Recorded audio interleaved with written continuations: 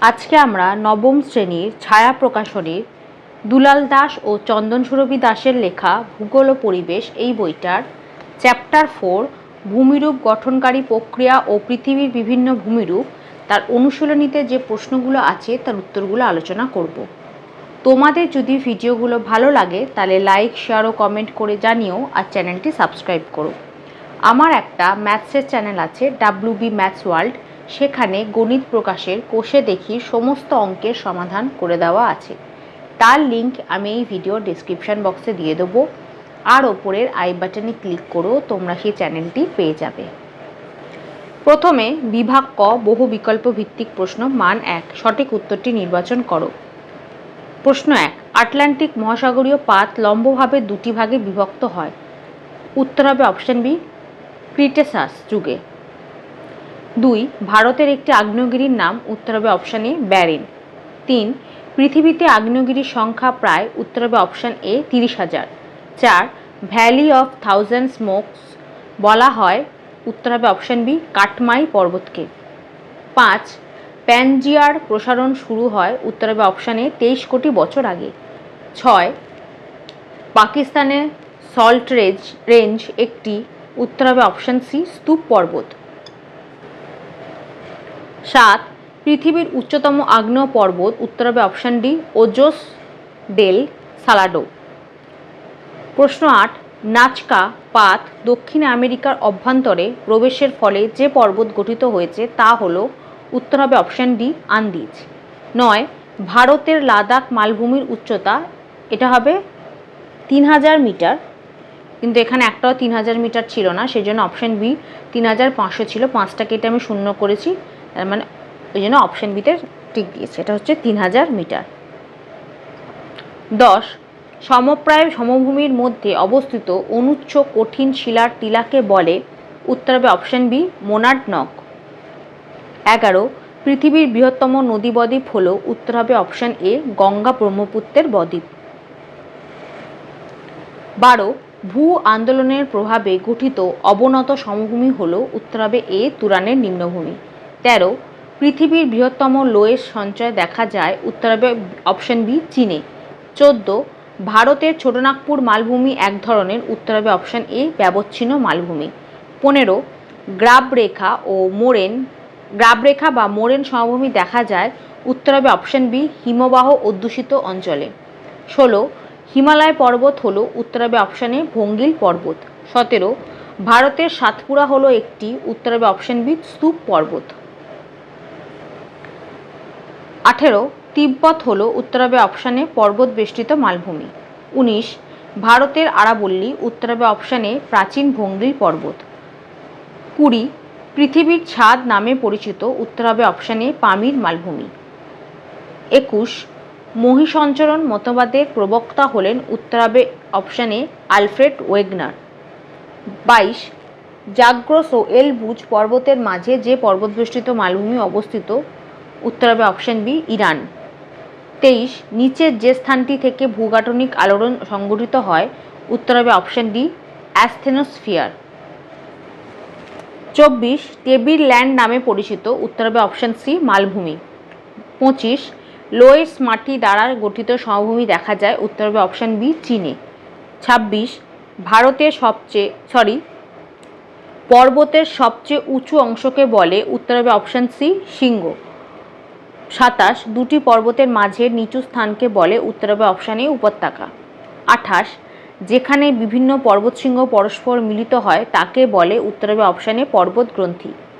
29, জাপানের ফুজিয়ামা হলো এক ধরনের। উত্তর হবে অপশন বি, সুপ্ত আগ্নেয় পর্বত। 30, নিচের মৃত আগ্নেয়গিরিটি হলো। উত্তর হবে অপশন সি, মাউন্ট পোপা। 31, ভারতের মেঘালয় মালভূমি হলো। উত্তর হবে অপশন ডি, চ্যুতির ফলে গঠিত মালভূমি। 32, দুটি পাথের অভিসারী সঞ্চলনের ফলে সৃষ্টি হয়। উত্তর হবে অপশন এ, ভঙ্গিল পর্বত। 33, ভারতের গ্রস্ত উপত্যকার মধ্যে দিয়ে প্রবাহিত একটি নদী হলো। উত্তর হবে অপশন ডি, নর্মদা। তারপর বিভাগ খ অতি সংক্ষিপ্ত উত্তরধর্মী প্রশ্ন, মান 1। প্রথমে শূন্যস্থান পূরণ করো। প্রশ্ন 1, মহীভাবক আলোড়ন এক প্রকার ড্যাশ আলোড়ন, উত্তর হবে ভূগাঠনিক আলোড়ন। 2, মহাসাগরীয় পাতের ঘনত্ব ড্যাশ গ্রাম পার ঘন সেন্টিমিটার, উত্তর হবে 3 গ্রাম পার ঘন সেন্টিমিটার। 3, ভারতীয় উপদ্বীপীয় পাতের ইউরেশীয় পাতের অভ্যন্তরে প্রবেশের গতিবেগ বছরে ড্যাশ সেন্টিমিটার, উত্তর হবে 5/6 সেন্টিমিটার। 4, পৃথিবীর প্রাচীনতম ক্ষয়জাত ভঙ্গিল পর্বতটি হল ড্যাশ, উত্তর হবে আরাবল্লী। 5, শিলা ড্যাশ উষ্ণতায় গলতে শুরু করে, উত্তর হবে 600 ডিগ্রি সেলসিয়াস উষ্ণতায়। 6, ভারতের দাক্ষিণাত্য মালভূমি ড্যাশ শিলা দ্বারা গঠিত, উত্তর হবে ব্যাসল্ট। 7, ইটালির ভিসুভিয়াস একটি ড্যাশ আগ্নেয়গিরি, উত্তর হবে জীবন্ত। 8, পৃথিবীর উচ্চতম মালভূমি হল ড্যাশ, উত্তর হবে পামির। 9, তিব্বত মালভূমির উচ্চতা ড্যাশ, উত্তর হবে 4500 মিটার। 10, জাগ্রস ও এলব্রুজ পর্বতের মাঝে ড্যাশ মালভূমি রয়েছে, উত্তর হবে ইরানের। 11, সমতল ভূমির ওপর উঁচু ঢিবিগুলোকে বলে ড্যাশ, উত্তর হবে মোনাড নক। 12, ভারতের পূর্বঘাট পর্বত ড্যাশ পর্বতের একটি উদাহরণ, উত্তর হবে ক্ষয়জাত। 13, ড্যাশ পর্বতে জীবাশ্ম দেখা যায়, উত্তর হবে ভঙ্গিল। 14, নীলনদ অববাহিকা একটি ড্যাশ সমভূমির উদাহরণ, উত্তর হবে প্লাবন।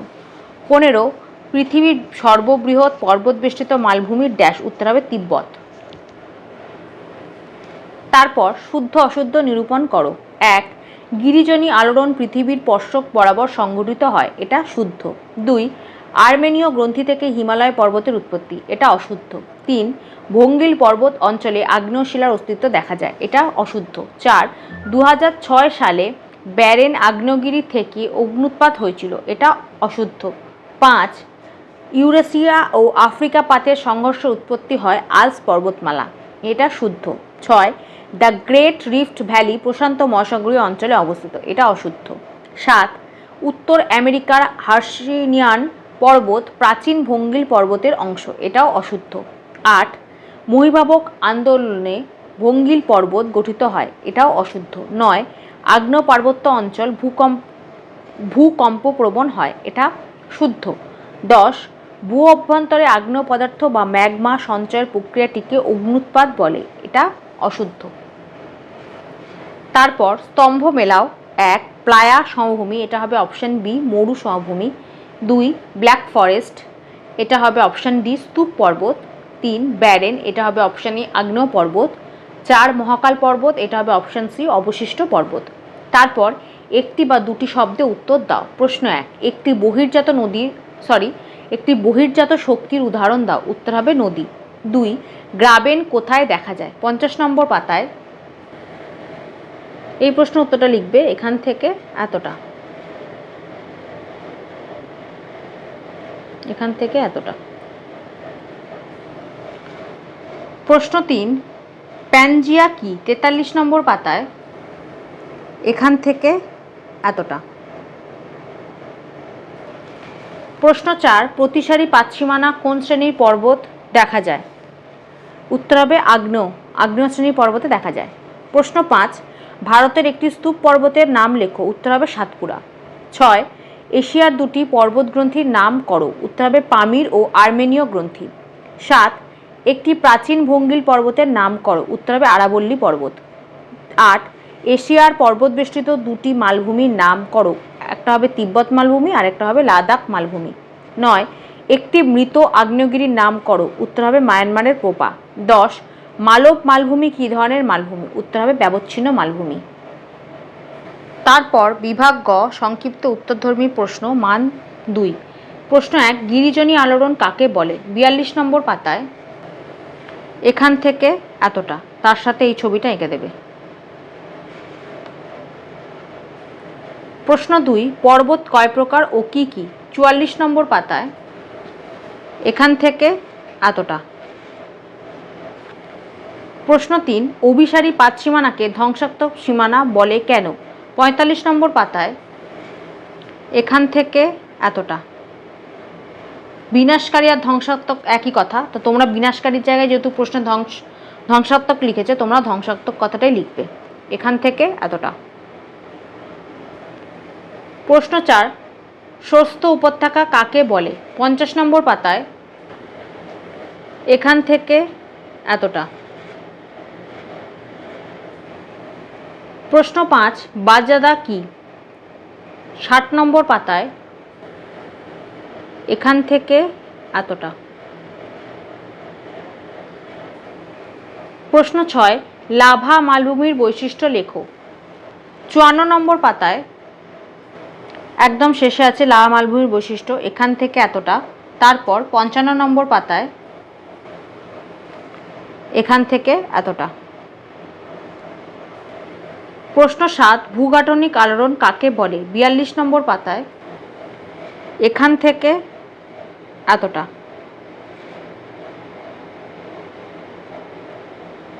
এই ধীর আলোড়নই হচ্ছে ভূগাঠনিক আলোড়ন। তাহলে তোমরা এই জায়গাটা লিখবে, ধীরের জায়গায় লিখবে ভূগাঠনিক, এখান থেকে এতটা। প্রশ্ন 8, পেডিমেন্ট সমভূমি কাকে বলে? 54 নম্বর পাতায় 58 নম্বর পাতায় এখান থেকে এতটা। প্রশ্ন 9, মালভূমিকে টেবিল ল্যান্ড বলে কেন? 52 নম্বর পাতায় এখান থেকে এতটা। প্রশ্ন 10, লোয়ের সমভূমি কাকে বলে? 60 নম্বর পাতায় এখান থেকে এতটা। প্রশ্ন 11, মহীভাবক আলোড়ন কাকে বলে? 42 নম্বর পাতায় এখান থেকে এতটা। তার সাথে এই ছবিটা এঁকে দেবে, এ ছবি, এই দুটো এঁকে দেবে। প্রশ্ন 12, ভঙ্গিল পর্বত বলতে কি বোঝো? 44 নম্বর পাতায় এখান থেকে এতটা। প্রশ্ন 13, স্তূপ পর্বত বলতে কি বোঝো? 49 নম্বর পাতায় এখান থেকে এতটা লিখবে। তারপর 50 নম্বর পাতায় এখান থেকে এতটা। আর তার সাথে 49 নম্বর পাতায় স্তূপ পর্বতে যে ছবিটা আছে এটা এঁকে দেবে। প্রশ্ন 14, ক্ষয়জাত পর্বত বলতে কি বোঝো? 50 নম্বর পাতায় একদম শেষে পাবে ক্ষয়জাত পর্বত, এখান থেকে এতটা। তারপর 51 নম্বর পাতায় এখান থেকে এতটা, আর তার সাথে এই ছবিটা এঁকে দেবে। প্রশ্ন 14, ক্ষয়জাত পর্বত বলতে কি বোঝো? 50 নম্বর পাতায়, এর 14 তো হয়ে গেল। প্রশ্ন 15, সঞ্চয়জাত পর্বত বলতে কি বোঝো? 47 নম্বর পাতায় এখান থেকে এতটা লিখবে, তার সাথে এই ছবিটা এঁকে দেবে। প্রশ্ন 16, মোনাডনক কি? 58 নম্বর পাতায় এখান থেকে এতটা। প্রশ্ন 17, পামির মালভূমিকে পৃথিবীর ছাদ বলে কেন? 53 নম্বর পাতায় এই যে পামির মালভূমিকে পৃথিবীর ছাদ বলা হয় কেন? এখান থেকে এতটা। প্রশ্ন 18, তেথিস সাগরের অবস্থান পূর্বে কোথায় ছিল? উত্তর হবে ইউরেশিয়া ও ভারতীয় উপদ্বীপীয় পাতের সংযোগস্থলে। তাহলে কোথায় ছিল তেথিস সাগরের অবস্থান? ইউরেশিয়া ও ভারতীয় উপদ্বীপীয় পাতের সংযোগস্থলে। প্রশ্ন 19, অধঃপাত বলয় কাকে বলে? উত্তর, ভারী মহাসাগরীয় পাত ও হালকা মহাদেশীয় পাত পরস্পরের দিকে এগিয়ে এলে মহাসাগরীয় পাতের সামনের অংশ মহাদেশীয় পাতের নিচে অ্যাস্থেনোস্ফিয়ারের মধ্যে 30 ডিগ্রি থেকে 80 ডিগ্রি কোণের ঢালু তল বরাবর ঢুকে যায়। মহাসাগরীয় পাতের ঢুকে যাওয়া এই ঢালু অংশটিকে অধঃপাত বলয় বা অঞ্চল বলা হয়। তারপর বিভাগ ঘ, সংক্ষিপ্ত ব্যাখ্যামূলক উত্তরধর্মী প্রশ্ন, মান 3।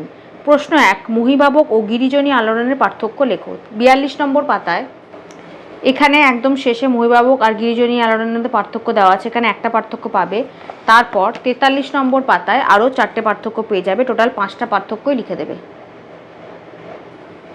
প্রশ্ন 2, আগ্নেয় পার্বত্য অংশে ভূমিকম্প হয় কেন? এই প্রশ্নের উত্তরটা লিখবে এখান থেকে এতটা।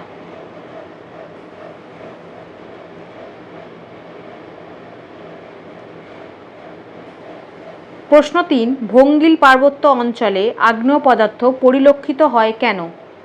উত্তর, ভঙ্গিল পর্বতগুলি সাধারণত পাললিক শিলায় গঠিত হলেও অনেক সময় ভঙ্গিল পর্বতে আগ্নেয় ও রূপান্তরিত শিলার সহাবস্থান পরিলক্ষিত হয়। কারণ ভঙ্গিল পর্বত সৃষ্টির সময় শিলাস্তরে ফাটল সৃষ্টি হলে সেই ফাটল দিয়ে ভূগর্ভের ম্যাগমা লাভা রূপে ভূপৃষ্ঠে বেরিয়ে আসে, যা ধীরে ধীরে জমাট বেঁধে আগ্নেয় শিলার সৃষ্টি করে। এরপর কালক্রমে প্রচণ্ড চাপ ও তাপের ফলে আগ্নেয় শিলা ও পাললিক শিলা রূপান্তরিত শিলায় পরিণত হয়। প্রশ্ন 4, ক্ষয়জাত পর্বতকে অবশিষ্ট পর্বত বলা হয় কেন? এই প্রশ্নের উত্তরটা লিখবে এখান থেকে এতটা, এখান থেকে এতটা।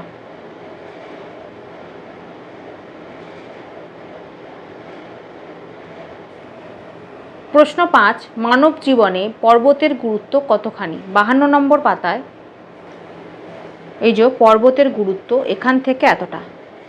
8টা পয়েন্ট আছে, 8টা পয়েন্ট লিখে দিলে ভালো হয়, না হলে অন্তত 6টা পয়েন্ট লিখতেই হবে। এখান থেকে এতটা। প্রশ্ন 6, ছোটনাগপুর মালভূমিকে ভারতের খনিজ ভাণ্ডার বলে কেন? 56 নম্বর পাতায় এখান থেকে এতটা। প্রশ্ন 7, সমভূমির বৈশিষ্ট্য লেখো। 57 নম্বর পাতায় সমভূমির বৈশিষ্ট্য এখান থেকে এতটা। 6টা পয়েন্ট আছে, 6টা পয়েন্টই লিখে দেবে। প্রশ্ন 8, কিভাবে পর্বতবেষ্টিত মালভূমি তৈরি হয়? 54 নম্বর পাতায় পর্বতবেষ্টিত মালভূমির উৎপত্তিটা লিখতে হবে, এখান থেকে এতটা। প্রশ্ন 9, অনুবাহ সমভূমির গঠন প্রক্রিয়া লেখো। 60 নম্বর পাতায় এই প্রশ্নের উত্তরটা লিখবে, এখান থেকে এতটা। 8 নম্বর পয়েন্টটা পুরোটা লিখবে, এখান থেকে এতটা। প্রশ্ন 10, দাক্ষিণাত্য মালভূমিকে ডেকান ট্র্যাপ বলে কেন? 55 নম্বর পাতায় এখান থেকে এতটা। এরপর বিভাগ ও দীর্ঘ উত্তরভিত্তি উত্তরধর্মী প্রশ্ন, মান 5। প্রশ্ন 1, ভঙ্গিল পর্বতের উৎপত্তি চিত্রসহ ব্যাখ্যা করো। 44 নম্বর পাতায় এখান থেকে এতটা। তারপর 45 নম্বর পাতাটা পুরোটাই লিখবে, এখান থেকে এতটা। তারপর 46 নম্বর পাতায় এতটা। এখানে উত্তরটা শেষ হবে। প্রশ্ন 2, ভঙ্গিল পর্বতের বৈশিষ্ট্য লেখো। 46 নম্বর পাতায় ভঙ্গিল পর্বতের বৈশিষ্ট্য এখান থেকে এতটা। তারপর 47 নম্বর পাতায় এখান থেকে এতটা।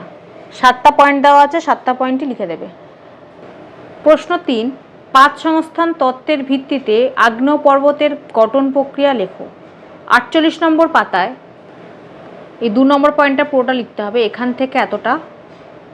তারপর 49 নম্বর পাতায় এখান থেকে এতটা। প্রশ্ন 4, আগ্নেয় পর্বতের বৈশিষ্ট্যগুলি লেখো। 49 নম্বর পাতায় আগ্নেয় পর্বতের বৈশিষ্ট্য এখান থেকে এতটা। 8টা পয়েন্ট আছে, 8টা পয়েন্টই লিখে দেবে। প্রশ্ন 5, মালভূমি শ্রেণীবিভাগ করো এবং যে কোনো এক প্রকার মালভূমির ব্যাখ্যা দাও। 53 নম্বর পাতায় মালভূমি শ্রেণীবিভাগ করবে এখান থেকে এতটা। তারপর যে কোনো একটা মালভূমি সম্পর্কে ব্যাখ্যা করো, আমি পর্বত বেষ্টিত মালভূমিটাই বলছি। এখান থেকে এতটা লিখবে, তার সাথে এই ছবিটা আঁকবে। তারপর 54 নম্বর পাতায় এখান থেকে এতটা। পুরোটাই লিখতে হবে, বৈশিষ্ট্য, উৎপত্তি কাকে বলে পুরোটাই লিখবে। আমি পর্বত বেষ্টিত মালভূমিটা দেখালাম, তার সাথে পর্বত বেষ্টিত মালভূমির ছবিটা এঁকে দেবে। আর তোমরা এছাড়া যে কোনো লাভা মালভূমি, ব্যবচ্ছিন্ন মালভূমি, এই যেখানে আছে লাভা মালভূমি, তার পরের পাতায় আছে ব্যবচ্ছিন্ন মালভূমি, তারপর মহাদেশীয় মালভূমি, এই তিনটের মধ্যেও যে কোনো একটা লিখে দিতে পারো। যেটা লিখবে পুরোটাই লিখবে, বৈশিষ্ট্য, উৎপত্তি আর কাকে বলে। প্রশ্ন 6, সমভূমি শ্রেণীবিভাগ করো এবং যে কোনো এক ধরনের সমভূমি সৃষ্টির কারণ লেখো। 57 নম্বর পাতায় সমভূমি শ্রেণীবিভাগ এখান থেকে এতটা লিখবে, তার সাথে এই যে 4টা করে দেওয়া আছে 4টাও করে দেবে। আর যে উৎপত্তির কারণ বলেছে এই ভূগঠনগত সমভূমিটা লিখবে প্রথমে এখান থেকে এতটা, তারপর 58 নম্বর পাতায় এখান থেকে এতটা। প্রশ্ন 7, বিভিন্ন ধরনের সঞ্চয়জাত সমভূমির বিবরণ দাও।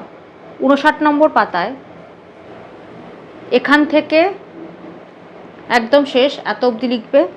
তারপর 60 নম্বর পাতায় এখান থেকে এতটা, সমভূমির গুরুত্বের আগে পর্যন্ত। আর তার সাথে এই লাভা সমভূমি, বদ্বীপ সমভূমি, আর 59 নম্বর পাতায় যে স্বাভাবিক বাঁধ ও প্লাবন সমভূমি, এই 3টে ছবি এঁকে দেবে।